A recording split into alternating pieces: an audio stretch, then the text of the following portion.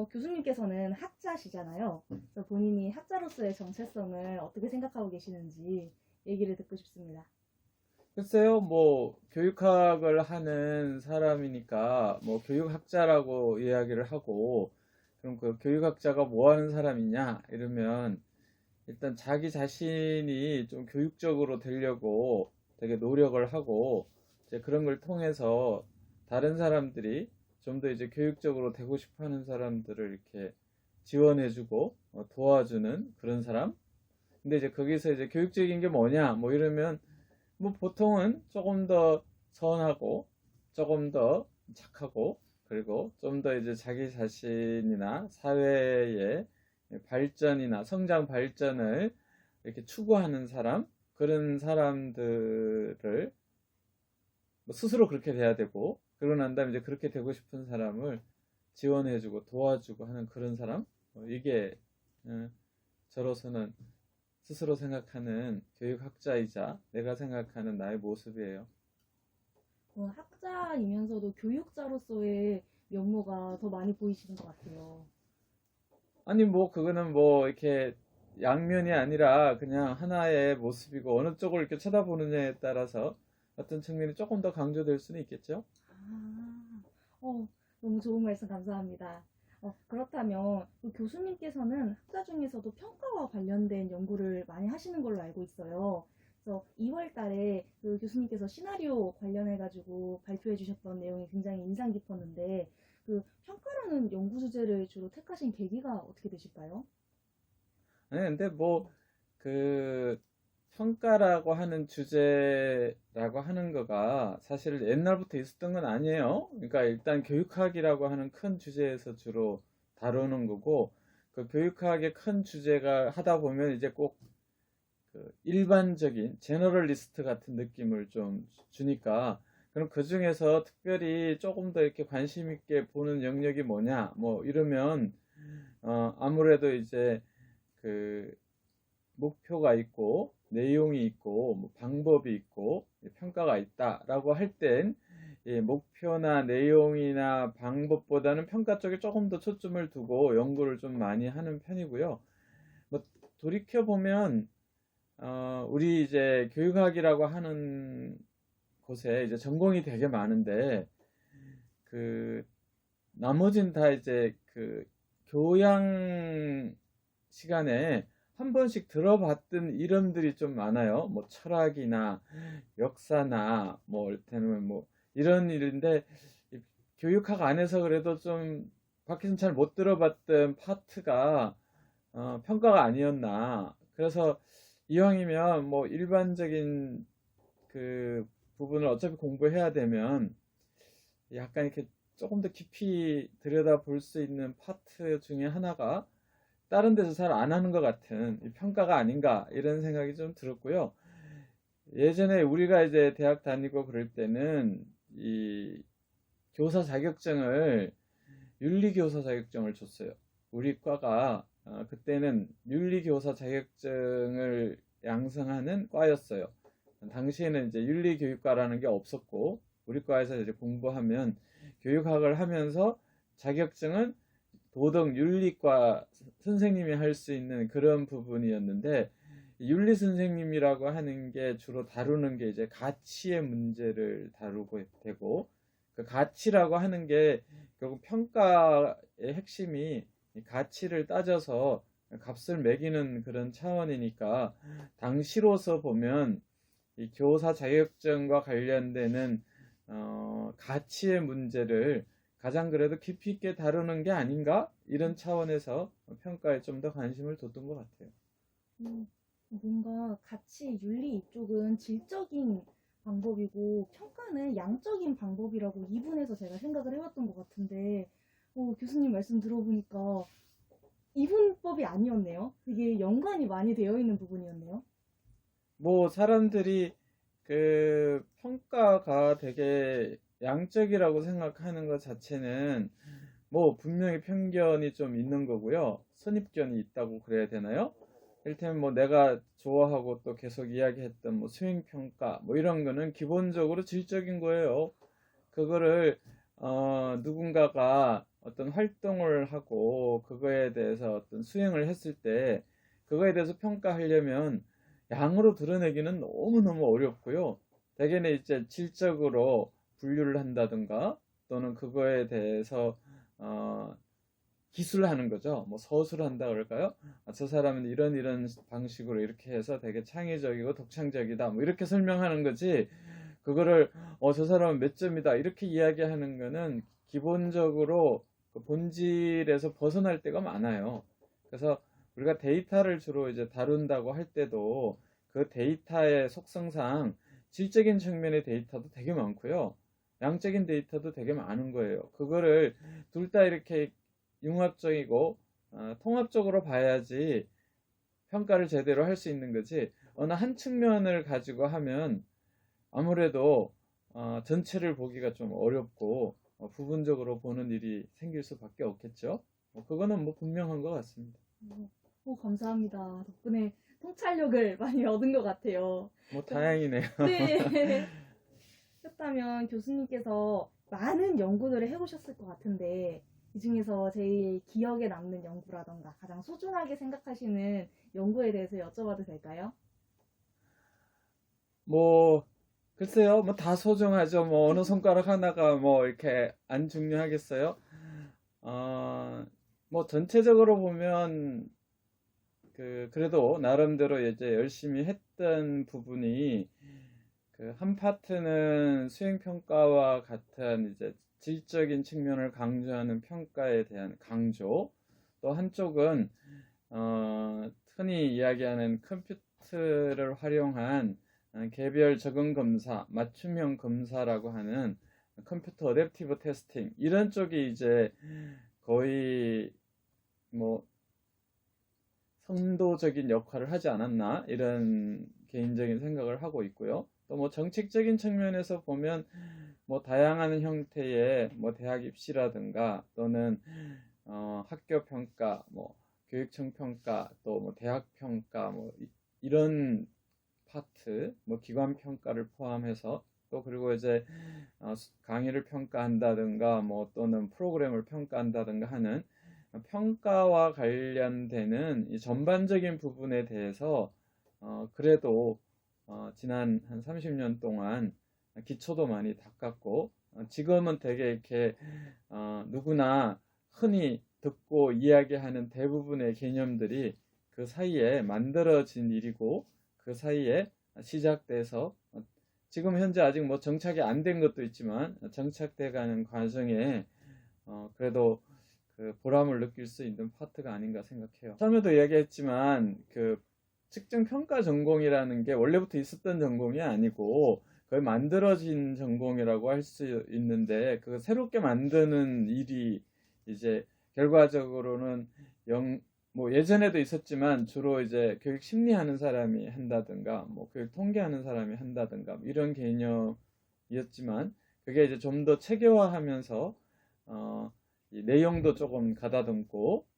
또 영역도 좀 확장하고 이러다 보니까 뭐 흔히 사람들이 학생 평가에 초점을 맞추고 있었다고 하면 학생 평가뿐만 아니라 뭐 수업 평가나 교사 평가나 교육 과정을 평가한다든가 학교 및 교육기관을 평가한다든가 또 환경을 평가한다든가 또는 뭐 정책에 대해서 평가한다든가 하는 평가의 실질적인 영역을 다시 한번 규정하고 그 노하우들을 구체적으로 이렇게 정리하는 작업 뭐 그런 게 지난 30년 동안 주로 해왔었고 그게 이제 뭐 기관으로 보면 뭐 한국교육개발원이라는 곳에서 주로 많이 진행이 됐지만 이제 그게 이제 새롭게 이제 여러 기관들을 만드는 과정에도 관여를 많이 했었는데 한국교육과정평가원도 이제 분리돼서 나간 기관이고 또 부분적으로는 직업능력개발원도 분리되어 나갔다고 할 수 있고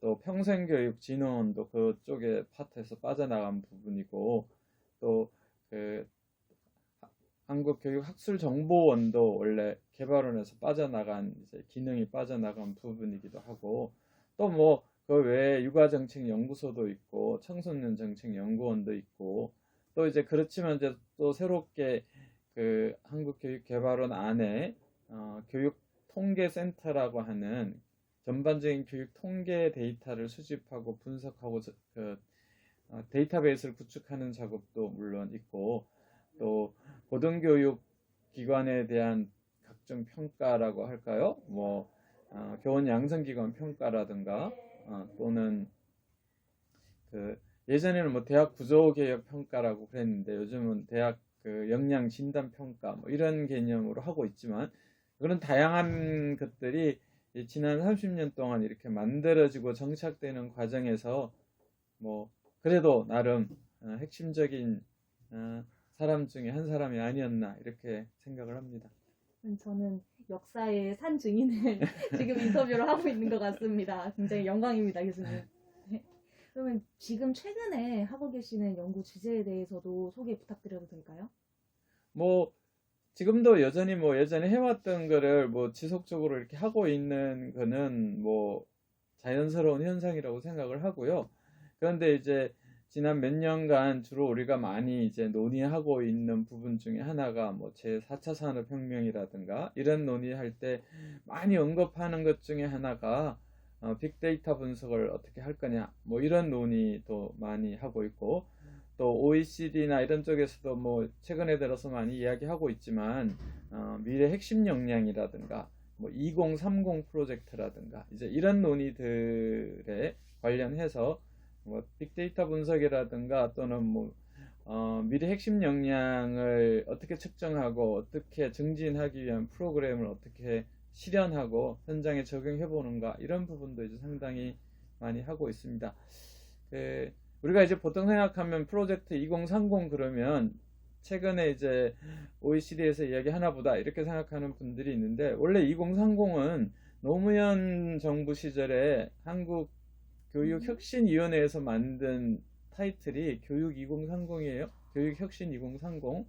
그러다가 이제 MB 정부에서는 2030 했으니까 2040 하자. 그래서 2040 뭐 이런 얘기도 했었고, 뭐 그러면서 사실은 한국이 되게 선도적으로 주장했던 많은 얘기들이 유네스코나 OECD로 오히려 이제 흘러 들어가서 그쪽에서 했던 얘기들이 되게 많기 때문에 미래 사회를 준비하고 또 인성교육을 강조하자든가 또는 뭐 창의력이 중요하고 융합 능력이 중요하고 이런 얘기들은 꽤 오래전부터 교육개혁위원회라든가 교육혁신위원회라든가 이렇게 돼서 논의되어 왔던 것들이기 때문에 앞으로 세대에서도 여전히 중요한 미래를 준비해야 되는 과정이라고 보면 리더십도 중요하고 공동체 역량도 중요하고 또 뭐 진로 역량도 중요하고 뭐 창의력이나 이런 것도 중요하니까 그런 부분에 대한 지속적인 관심을 가지고 있습니다. 그렇다면 저희 BK 사무국과 관련된 이야기로 넘어가 볼까 합니다.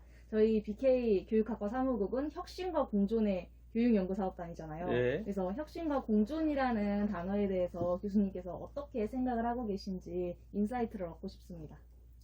예, 사실은 뭐 시간은 끊임없이 흘러간다고 되게 생각을 하는데, 그 재미있는 거는 요즘 우리나라 사람들은 좌측에서 우측으로 흘러간다고 생각해요.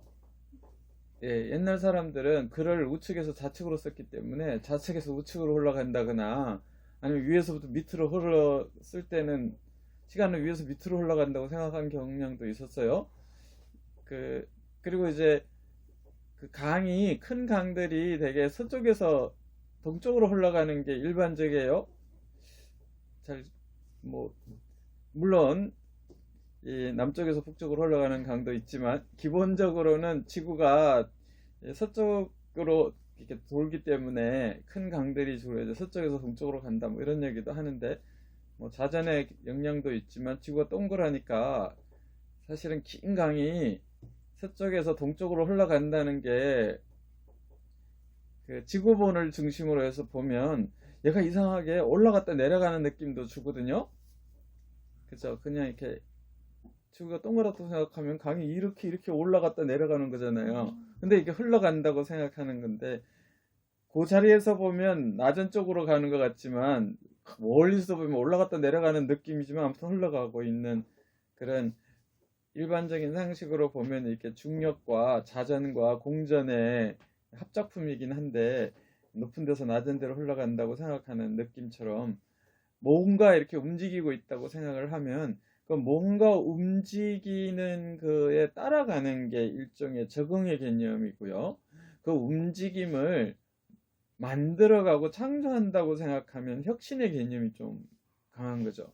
그러니까 시대가 흘러가는데 그게 따라가는 게 아니라 그거를 선도하고 새로 만들어간다고 하면 혁신의 개념이 되게 강해지고요. 근데 그 혁신의 개념이라고 하는 게 혼자서 또는 이렇게 독불장군처럼 움직이는 게 아니라 함께 가야 되고 그런 혜택을 함께 누려야 된다라고 하는 공동체적인 아이디어 이런 부분들이 이제 공존이라고 할 수 있을 겁니다. 그러니까 지구라고 하는 공동체에서 새로운 삶과 성장 발전을 위한 노력과 함께 누리고자 하는 것이 그게 전반적으로 사람들이 하나의 생태계이고 하나뿐인 지구에서 살아남기 위한 거기도 하고 지속적인 발전을 위해서도 꼭 필요한 부분이기 때문에 이 혁신과 공존이라고 하는 것은 모두가 뭐 인간뿐만 아니라 뭐 지구 생태계 전체를 합해서 지속 가능한 성장 발전을 하면서 공유할 수 있고 여전히 다양성도 추구할 수 있는 그런 좋은 키워드가 아닌가 이렇게 생각을 합니다. 네, 감사합니다, 교수님. 그렇다면 이 뉴스레터를 읽으실 분들이 더 잘 이해할 수 있도록 혁신과 공존이라는 키워드와 관련을 해서 사람들에게 소개해 주실 만한 책이나 논문 이런 거 부탁드려도 될까요? 아마 뭐 이미 다 알고 있지 않을까 싶은데요. 원래 남들이 다 안다고 생각하면 잘 안 읽는 경향이 좀 있어요. 그래서 클라우스 슈밥이 2016년에 그 다보스 포럼에서 이야기했던 걸 책으로 만드는 게 이제 제4차 산업혁명이라는 건데 뭐 인터넷에도 잘 떠 있고 또 번역한 사람들도 되게 많은데 그 책을 좀 꼼꼼히 읽어보는 건 좀 좋다고 생각해요. 거기에서 이제 주는 교육적인 인사이트도 상당히 많고 시대적인 변화에 대한 나름의 큰 그 디자인을 했다고 생각을 하기 때문에 저는 그 책을 이제 혁신의 개념으로서는 좀 많이 읽어봤으면 좋겠고요. 공존에 대한 개념은 사실 모든 종교가 공존을 지향하고 있어요. 그건 뭐 모든 종교적인 게 공동체 개념을 되게 강조하기 때문에. 근데 이제 종교서적이나 경전을 많이 읽어라. 뭐 이렇게 이야기하고 싶기는 한데 뭐 성경도 좋고 불경도 좋고 또 힌두교 경전도 좋고 이슬람 경전도 좋고 그런 경전들이나 아니면 뭐 유교의 사서삼경이나 이런 것도 되게 좋은 공존에 좋은 저는 그 교과서들이라고 생각하는데 조금 더 이렇게 직접적으로 설명한 거는 카프라가 쓴 생명의 그물이라고 하는 책이 있어요. 나온 지는 뭐 한 90년대에 나왔으니까 좀 됐지만 거의 이 생태학에서 생각하는 그 핵심적인 내용을 거의 다 갖고 있는 게 아닌가 싶고 그보다 더 이렇게 공존의 개념을 잘 체계화한 게 있을까? 뭐 이런 생각이 좀 들어요. 물론 뭐 번역된 책도 있는데 이렇게 생겼어요. 저기 생명의 거물이라고 하는 이름으로 번역되어 있는 책이기는 한데 프리초프 카프라라고 하는 사람이 과학이라고 하는 개념을 객관적이라고 하는 거에서 약간 유기체적인 생명체적인 개념으로 다가오는 부분이 있기 때문에 저는 뭐 저런 책은 그냥 그 교양으로 충분히 좀 정독을 해볼 필요가 있지 않을까 이렇게 생각을 합니다. 이 책은 전체 생태계라는 큰 측면 안에서 인간을 설명하고 있는 책인 걸까요? 그렇죠. 뭐 인간이 자연으로부터 떨어져 있다고 생각했던 기존의 생태계는 환경 보호라고 이야기하면 인간은 빠져 있어요.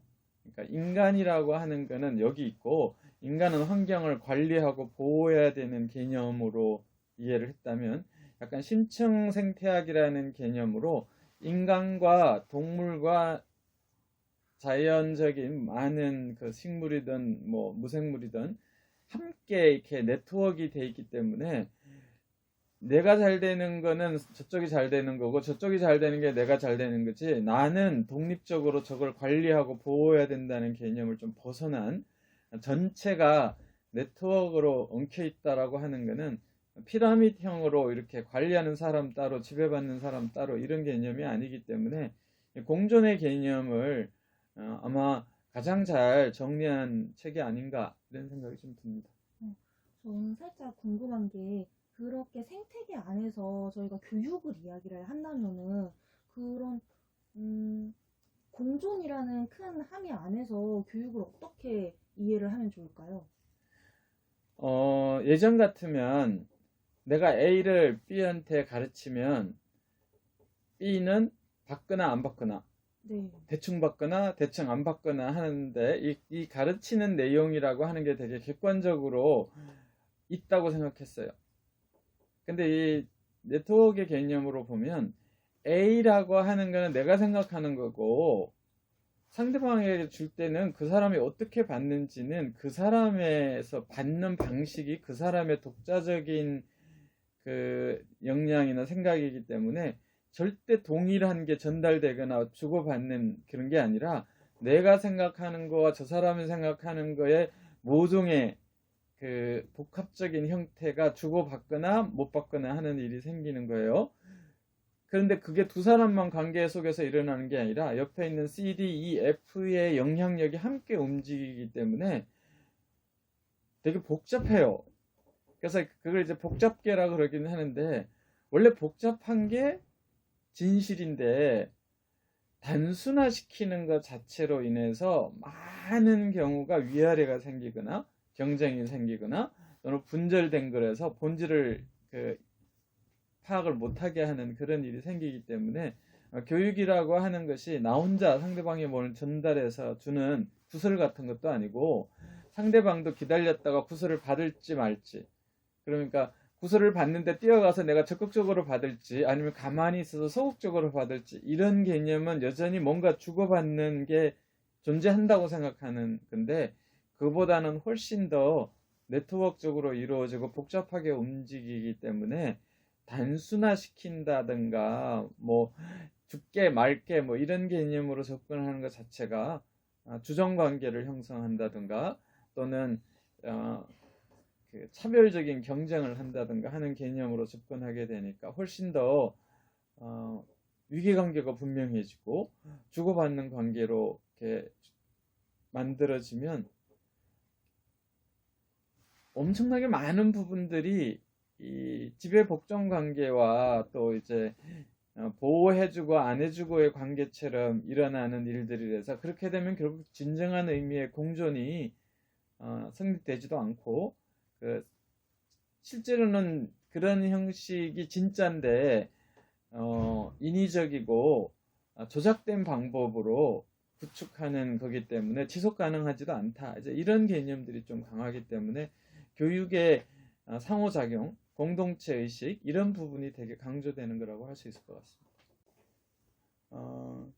기본적으로 많은 사람들이 그 미래지향적으로 살아야 되는데 과거에 얽매여서 미래지향적으로 살지 못하는 일들이 너무 많은 것 같아요. 그래서 저는 기본적으로 그 지난 일은 반성은 하되 후회는 하지 말자. 이게 원래 모토 중에 하나인데요. 그 반성 그러면 뭔가 잘못한 것 같잖아요. 그래서 이제 조금 용어를 바꾸자면 지난 일에 대해서는 성찰은 하되 후회는 말자. 이게 이제 모토인데 저는 과거에 얽매이지 않고 살았으면 좋겠어요. 그러니까 미래지향적으로 살아야 되고요. 언제나 하는 얘기인데 미래는 그저 오는 게 아니고 이미 다가와 있는데 모를 뿐이고요. 그리고 미래는 자기가 계획하고 설계하고 만들어가고 노력하는 사람에게 오는 거지 그냥 가만히 있으면 다가올 거라고 생각하는 사람에게는 절대 미래는 오지 않는다는 게 저에 대한 뭐 이렇게 항상 이렇게 다짐하는 내용이기도 하고 학생들이든 딴 사람한테든 꼭 해주고 싶은 얘기예요. 감사합니다. 미래지향적으로 공부를 하고 미래지향적으로 살았으면 좋겠다. 그러니까 미래지향적으로라는 개념 갖고는 부족해요. 미래에 대해서는 언제나 준비하고 설계하고 노력하고 그거를 성취하기 위한 언제나 이제 비전도 재설정해야 되고, 그 비전을 설정하면 그 비전을 어떻게 성취할 건가에 대해서 디자인하고 노력하고, 또 그거에 대해서 그러니까 평가하고 다시 노력하는 지속적인 끊임없는 어, 노력이 필요한 거죠. 그러니까 보통 이제 계획하고 실행하고 평가하고 뭐 이런 걸 이제 플랜, 도, 씨 뭐 이렇게 이야기하는데, 그거의 지속적인 순환이 미래지향적이어야 된다는 거예요.